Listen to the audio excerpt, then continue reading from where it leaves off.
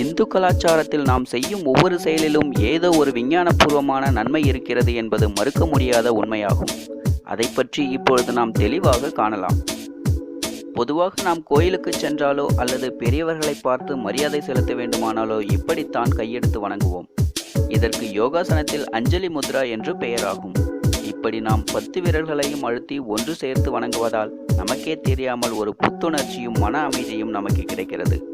இதனால் வணங்கிய அவரை நீண்ட காலத்திற்கு மனதில் வைத்திருப்போம்.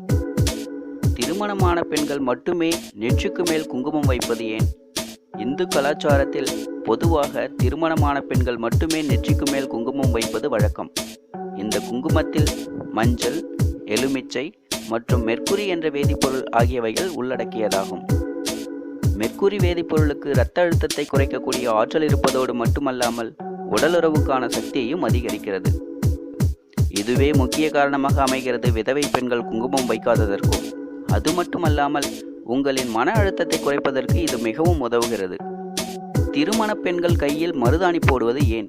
மருதாணிக்கு உடல் வெப்பத்தை குறைக்கும் சக்திகள் அதிகம். பொதுவாக திருமண பெண்கள் மருதாணி போட்டுக் கொள்வதால் அவர்களின் அழகை மேலும் மெருகேற்றிக் கொள்வதுடன் உடல் வெப்பத்தை குறைத்து தலைவலி, காய்ச்சல், மனப்பதற்றம் போன்றவற்றிலிருந்து திருமண நாட்களில் விடுபட செய்யவே மருதாணி முக்கியமாக போடப்படுகிறது. திருமணமான பெண்கள் மட்டுமே ஏன் மெட்டி அணிகிறார்கள்? இந்து கலாச்சாரத்தில் பொதுவாக திருமணமான பெண்கள் மட்டுமே மெட்டி அணிவது வழக்கமாகும். இது பெண்களை திருமணமானவர்கள் என்பதை மட்டுமே குறிப்பதற்காக கிடையாது. வெள்ளி உலோகத்தினால் செய்யப்பட்ட இந்த மெட்டிகள் காலின் கட்டவிரலுக்கு அடுத்த விரலில் போடப்படுகிறது.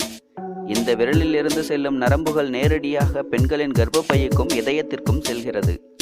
இந்த விரலில் மெட்டி அணிவதால் கர்ப்பப்பை வலுவடைந்து மாதவிடாய் இரத்த ஓட்டத்தை சீர் செய்ய உதவுகிறது.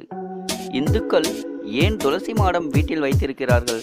பொதுவாக இந்துக்களின் வீடுகளில் துளசி செடியுடன் கூடிய துளசி மாடம் இருப்பது வழக்கம். அதிகாலையில் எழுந்தவுடன் குளித்துவிட்டு துளசி மாடத்தை சுற்றி வழிபடுவார்கள். இதற்கு முக்கிய காரணம் துளசி செடியில் உள்ள அபூர்வமான மருத்துவ குணங்கள் தான். இப்படி சுற்றி துளசி காற்றை சுவாசிப்பதால் பல்வேறு விதமான சுவாச நோய்கள் மற்றும் உடல் சார்ந்த நோய்கள் தீர்கிறது என்பது உண்மை. உணவு சாப்பிடும் பழக்கம். பொதுவாக இந்து கோயில்களில் அன்னதானம் செய்வது வழக்கம். இதில் இப்படித்தான் அமர செய்து உணவு பரிமாறுவார்கள். இதற்கு யோகாசனத்தில் சுக்காசனா என்று பெயராகும்.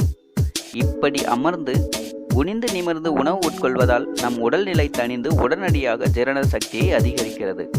இதனால் எவ்வித அஜீரண பிரச்சனையும் ஏற்படுவதும் இல்லை. இது போன்ற பயனுள்ள தகவல்களை தெரிந்து கொள்ள இந்த சேனலை சப்ஸ்கிரைப் செய்யுங்கள். நன்றி.